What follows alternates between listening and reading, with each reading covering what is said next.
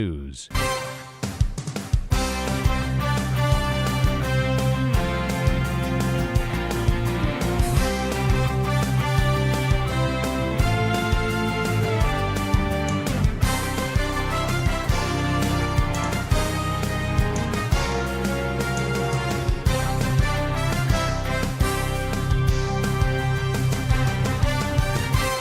This is your election bureau. Hello and welcome to the Citi Prime News. We're coming to you live from our studios at number 11, Dr. Martin Loop in Adabraka, Accra. My name is Ajuatin Kramadomina. Coming up, government sets up ad hoc committee to engage stakeholders on illegal mining, following several stakeholder calls for a ban on small-scale mining. Meanwhile, the media coalition against Galamsey lashes out at Deputy Lands Minister George Mrekuduka over comments on blanket ban on small-scale mining.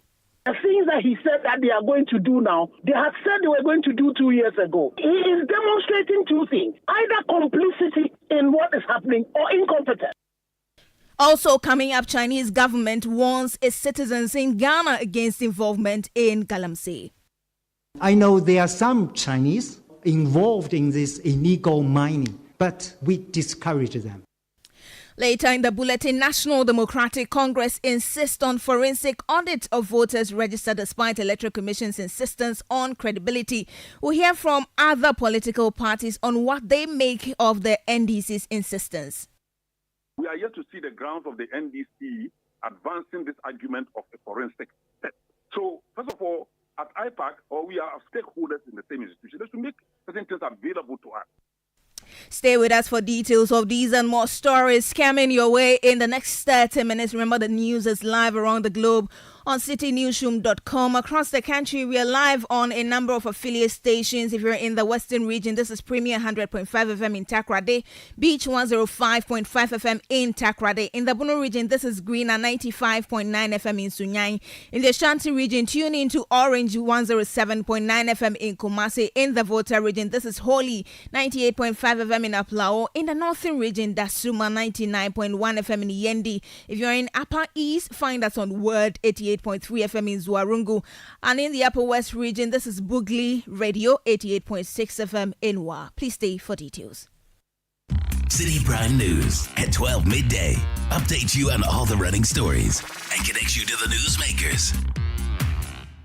Welcome to the program. We begin with illegal mining, and President Akufo-Addo has set up a 5-member ad hoc committee to engage stakeholders and assess the government's efforts in combating illegal mining amid increasing calls for a ban on all mining activities due to the environmental damage caused. And now, despite these calls, sector ministers have rejected the idea of a total ban, affirming the government's commitment to addressing this issue. Now, the committee directed by the president to deliberate on the matter comprises the National Security Minister, Albert Kandapa, the Lands and Natural Resources Minister, Samuel Abdullahi Jinapo. We also have the Defense Minister, Dominic Nitiwo, Employment and Labor Relations Minister, Ignatius Bafwewia, and the Information Minister, Fatima Abubakar. Let's stay on the issue of Galamsey, because the convener for the media coalition against illegal mining, Kenneth Ashigbe, has criticized Deputy Lands and Natural Resources Minister George Mrekuduka for dismissing calls to impose a ban on illegal mining. Now, earlier, the Deputy Minister rejected calls for a blanket call on all small-scale mining operations. Let's hear from the Minister. Mining companies are Kesia, Ghana, workers at home and route 10,000. And so small-scale mining sector no kwa efa 1 million Ghanaians. 1 million Ghanaians. Sa 1 million no nipa ba kubia no ohwe nipa. The small-scale mining sector contributes no less than 8.4% to Ghana's GDP, playing a significant role in the country's economic growth and providing employment for many young Ghanaians. These individuals support not only themselves but also extended family members, creating a widespread economic impact. Banning mining raises the question of alternative employment opportunities for those involved. Massa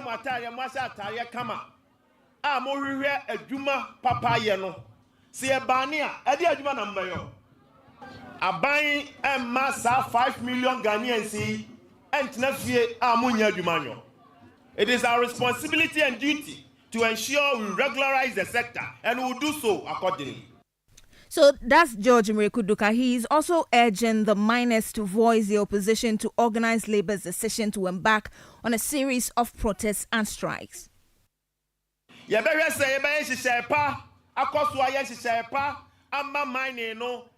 Mining responsibly.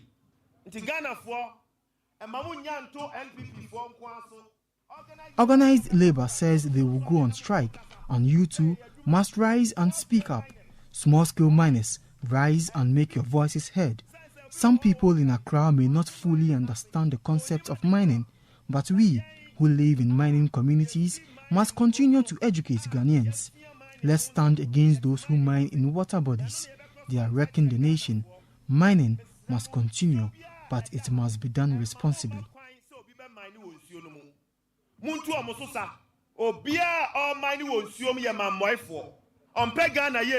Na yentumi enya mining no enya responsibly nananom ayeni brisem. You heard the Deputy Lands and Natural Resources Minister George Mrekuduka. While reacting to this in an interview on the City Breakfast Show, Kenneth Ashigbe, who is a convener for the Media Coalition Against Galamsey, said the Deputy Minister has no grasp of the full severity of the Galamsey crisis. Did I hear him say that? That this is supposed to be our honorable Deputy Minister for Lands and Natural Resources, supposed to be our representative who is in a mining community. This is the same man. I pointed out to him the Heritage Imperial, who had been given an exploratory license and were involved in an illegality on a TV program. Up to today, he's not done anything about it. He does not realize the fact that when you have 20,000 NTUs, that is crisis. He does not realize the fact that the things that he said that they are going to do now, they had said they were going to do 2 years ago. So you see, he is demonstrating two things. Either complicity in what is happening or incompetence. In both ways. He's not worthy of representing the president as a deputy minister. You are in a crisis that is taking up your whole country, and then you sit down and say that the measures that have been implemented, we should go on implementing the things that you said you are going to do and the things that you have been doing that has brought us in August. That's Kenneth Ashibe. He's convener for the Media Coalition Against Illegal Mining. We'll stay on Galamsey because the Chinese government has warned its citizens in Ghana against engaging in illegal mining activities as the country grapples with the worsening Galamsey crisis. Concerns have been growing over the environmental degradation caused by illegal mining in various regions. Speaking to journalists, the Chinese ambassador to Ghana, Tong Defa, said some Chinese nationals are involved in the unlawful practice, but stressed that the Chinese government strongly discourages such actions. I know there are some Chinese involved in this illegal mining, but we discourage them. Because I was accompanied President Akufo-Addo to Beijing. When he met our president last time in 2018, our president said to himself, if any Chinese committed any illegal things here in Ghana, you do according to your law. We support you do according to your law. So we discourage Chinese people doing this illegal mining. Actually, you have a lot of regulations, but not all people, even including Ghanaian people, they're not abiding the laws. I think Chinese people, they're only very tiny of them doing this. You heard the Chinese ambassador to Ghana, Tong Defa, speaking on Galamsey activities and the involvement of some Chinese nationals in it. We'll move now from the issue of illegal mining and do elections, and this is your election bureau.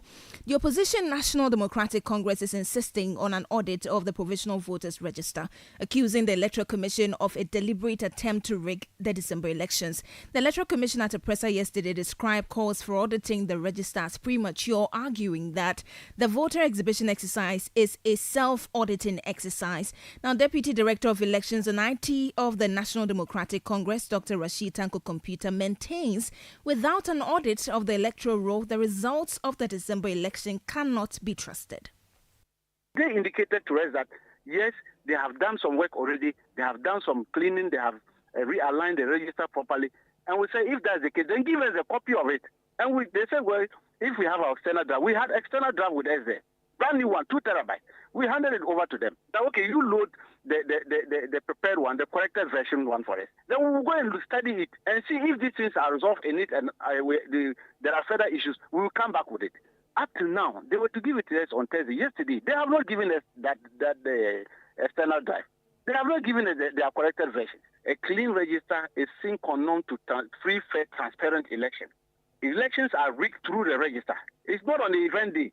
Somebody has added 243,000 old data of transfers into this current register. And you think I should vote? How many votes did that MIs or MP went to Parliament with? Was it not 3 votes? Was it not 3 votes? He sat in Parliament throughout, using only 3 votes. And so now if we are talking of over 243,000, just one leg added into a register, and you think that we should fold our arms and think that this EC can do a better job. When they use a word, we deliberately added it so that it can track transfers. Who told you that how we track transfers? And that you should add this it deliberately. That's their word.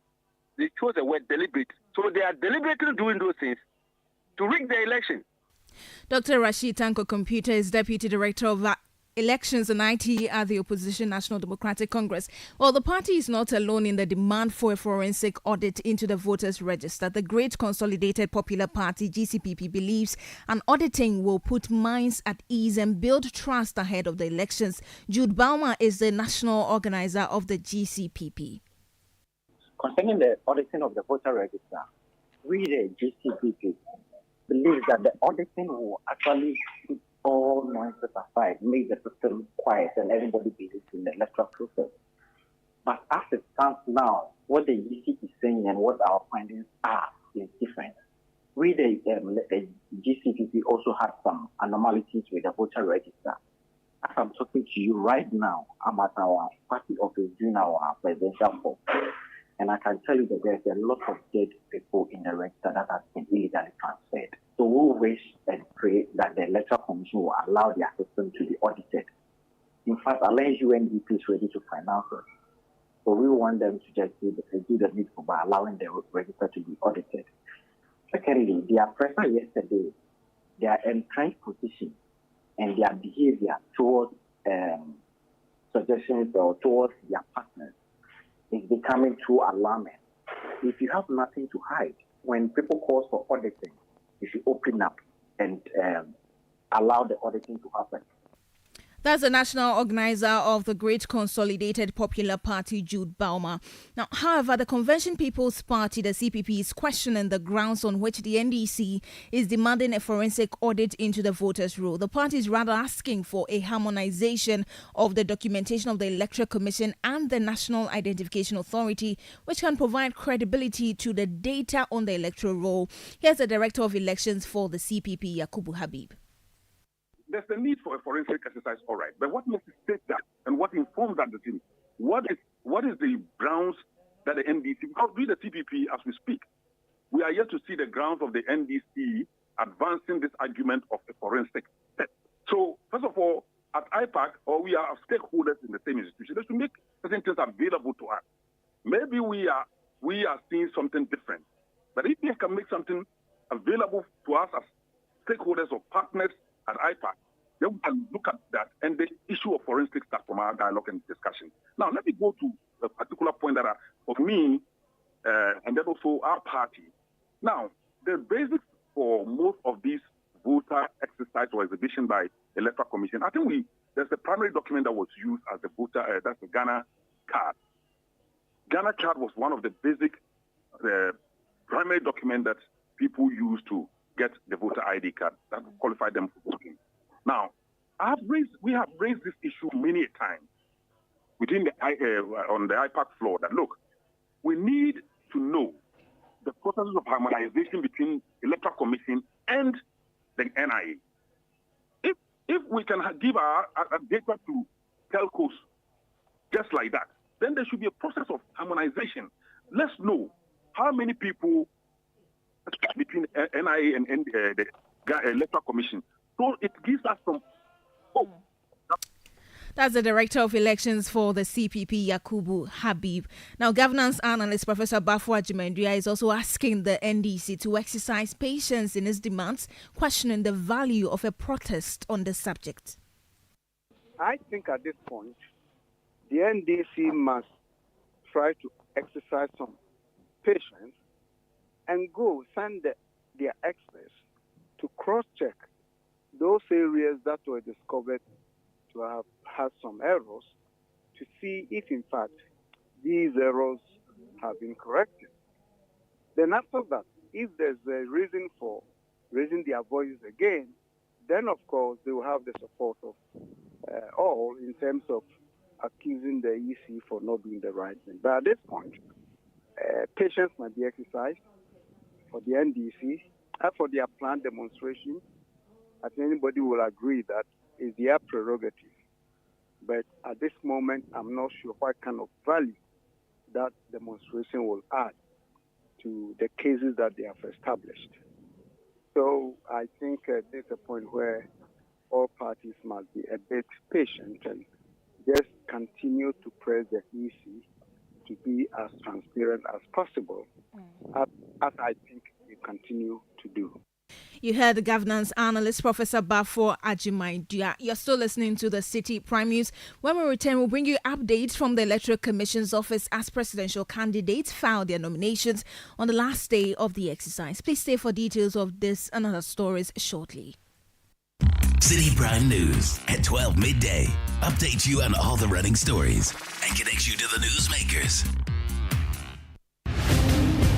Get ready for the ultimate battle of business minds at the Citi Business Olympics 2024. Join us for a day of intense competition, team building, and networking as companies go head to head in the various challenges to prove their skills and expertise. From traditional sports like seven-a-side football, basketball, sack race, and volleyball to unique challenges like tug of war and arm wrestling, there's no shortage of excitement and adrenaline pumping action. Don't miss out on this exciting event that will test your business acumen and athletic skills on the field. Date Saturday 28th September 2024. Venue Eden Heights Sports Complex, Wager. Time 8 a.m. Call 0558 973 973 for details on how you can participate and showcase your company's talents at the Citi Business Olympics 2024.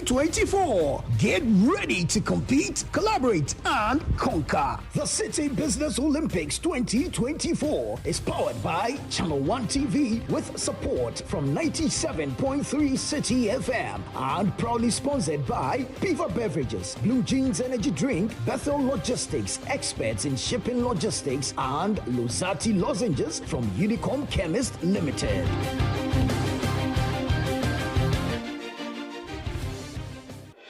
Channel 1 TV is live on DSTV, GoTV, and HD+.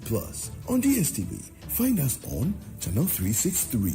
On GoTV, we're on Channel 117. And on HD+, get us on Channel 108. On a digital TV, run a new search. But take note that without an antenna, you cannot access Channel 1 TV. Channel 1 TV can be accessed on any free-to-air digital box, like the DSTV and HD+ boxes. Channel 1 TV, telling your story, empowering change. Citi Prime News at 12 midday updates you on all the running stories and connects you to the newsmakers. You're welcome back. This is the Election Bureau. Let's bring you some more stories related to elections. And the National Liberation Congress, NLC, and the Ghana Alternative Party have formally withdrawn the alliance candidate, Stephen Atubiga, from the 2024 general elections. The alliance leaders noted that despite efforts to garner support across all 276 constituencies, many voters were hesitant to back an independent candidate, perceiving it as a futile endeavor. Now, in an interview with Citi News, chairman of the alliance, Osahene Nana Ejay Boateng, explained that the decision to withdraw from the December polls was taken to enable the alliance regroup and reorganize for the 2028 elections. We realize that this year's election is not a child's play. It's not a child's play in a sense that Ghanaians have already decided to either give NPP another term or to change up their mind to bring in NDC. And moreover, we were also coming on board as an independent presidential candidate. But lo and behold, this country is not ready for an independent presidential candidate. That is what we have gathered on the ground so far. So we decided not to waste our resources. We decided to rather channel our energy, our resources to the vulnerables in the various constituencies that we were able to visit. We don't believe in the essence of we are coming to test the waters and see. No. If we are ready to come, we should be ready to come and win. If we can't win, then we should rather go and then prepare ourselves assiduously for 2028 and come fully prepared to win the presidential bid. Meanwhile, Osahene Nana Ejebafo is further calling or further stating that it is ready to support any other major political party whose vision aligns with the alliance vision. Any political party, either MPP or NDC, whose manifesto synchronizes with ours, we will be very happy to work with such a party, because we have penned down, we have chronicled and tabled a lot of policies for this country, in spite of the fact that we couldn't do the filing and then we have therefore withdrawn. And we are not going to waste all these cogent ideas. We are ever ready to support any political party whose decision will be in line with ours coming December general election. You heard the chairman of the alliance, Osahene Nana Ejebafo. We'll bring you some more election-related stories, but now let's move on. The Narcotic Control Commission has served notice of the withdrawal of licenses of companies which divert precursors meant for pharmaceutical products into the production of illegal harmful drugs. Now, according to the Commission, it has noticed that precursors used to produce pharmaceutical products are often diverted by some of the companies for the production of illegal drugs. Now, the Director of Operations and Enforcement at the Narcotic Control Commission, Solomon Stanley Ayo, who spoke to Citi News on the sidelines of a sensitization program, said the Commission will be left with no option than to revoke licenses and close down operations of these corporates. Your license can be withdrawn from you and you will not be able to import any chemical again. And since the chemical is one of the main ingredients in your production, which means you're going to close down that business of yours, which is going to have a lot of other recurrent effects, because you are the owner of the factory. If you employ staff, you see, and the staff you employ, you are paying them. They're also taking care of their families and things. So once you abuse the right given to you, and the sanction says that no, your license is going to be withdrawn, you bring any application to us, we won't grant you that license, which means you're not able to produce your legitimate drug again, and it's going to have an effect on you. So they'll have various sanctions, but the main thing is that you'll be fined a heavy amount. Secondly, your license can be withdrawn from you forever, and you can lose your right of production. You heard the Director of Operations and Enforcement at the Narcotic Control Commission, Solomon Stanley Ayo. Now, the Eastern Regional Commander of the Narcotics Control Commission, Grace Anoba Teria, who described the training program as a success, says the Commission expects companies to provide their quarterly reports and also seek permits for all imports. So henceforth, we expect that every quarter they bring us their quarterly report, and when we come for inspection, they open their doors to us so that we'll be able to do the correct things that we are supposed to be doing. Their forms are supposed to be filled, they are supposed to be renewing their mandates, their certificates. When they are importing chemicals from outside, they need the permit. They don't need to go and take it just as they are. They need the permit. If you don't do it like that, you will be sanctioned. So henceforth, we know that we have taught them what to do, the procedures they are supposed to go through. So we expect that they do it as it is expected from the Commission. That's the Eastern Regional Commander of the Narcotics Control Commission, Grace Anoba Teria. Now, the Tenants Union of Ghana has expressed support for the newly introduced Rent Control Department's digital platform launched by the Ministry of Works and Housing on September 12. The platform aims to revolutionize rent administration in the country by digitizing essential services, thereby enhancing the overall experience for both tenants and landlords. In an interview with Citi News, the General Secretary of the Union, Frederick Opoku, encouraged the ministry to remain dedicated to ensuring the platform serves its intended purposes effectively. For me, this app that has been introduced by Rent Control for the government, it's not a bad idea at all. It is long overdue. We have been expecting this to have come longest time. Now, they say it's better late than never. So, but they should really mean what they have brought. It shouldn't be a populist way of doing things, because election is coming to, is imminent, right? And that they make the promise of digitalizing the rent issues or rent control. And because we have about 2 months to go to election, it's not a propaganda. I'm hoping that it's something genuine that will help many tenants and landlords to also, move on with life and their business. So for us, tenants union think that it's a good thing, but we are suspicious whether the time has come, whether it really mean it or it's something else. That I cannot tell. Yeah, that's why it's good. You heard Frederick Opoku, he's General Secretary of the National Tenants Union of Ghana. Now let's go back to politics, and the flag bearer of the People's National Convention, Bernard Mona, says the PNC will make significant impact in the December elections. This follows his submission of nomination forms as the Electoral Commission winds down on the process of receiving nomination documents today. Bernard Mona is the 17th presidential aspirant to file nomination with the EC since the process began on September 9.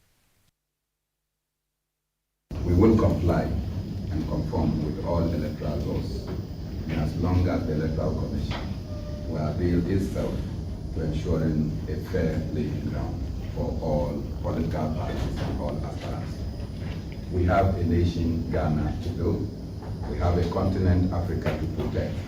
It is our duty as citizens of Ghana and Africa to ensure that Africa and Ghana does not suffer any political upheavals that would overturn our democratic credentials.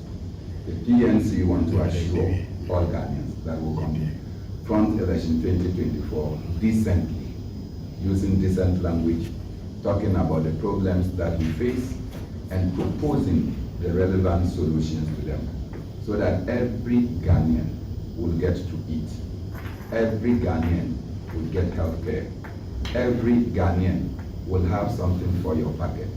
Every Ghanaian will get the kind of education you want. That a country of plenty cannot be the country where people lack.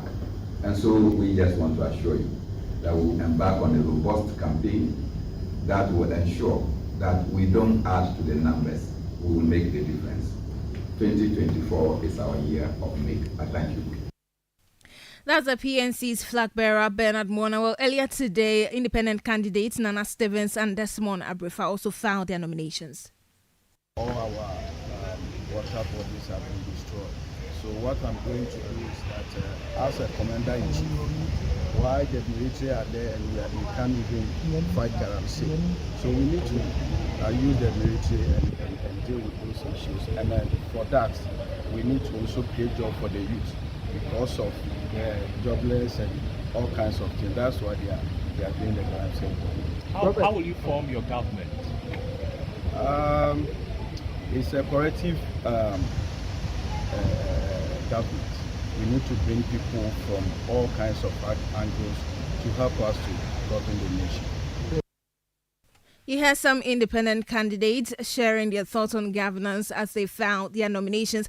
Well, stay tuned to the Election Bureau, because this afternoon from 1 p.m., Channel 1 TV and 97.3 Citi FM will be bringing you live coverage of the last day of the filing of nominations. You can also follow us with the hashtag GhanaPost2024 for all your election-related stories. Let's move on now. The National Road Safety Authority is calling on all political actors actors to comply with road traffic regulations to reduce accidents.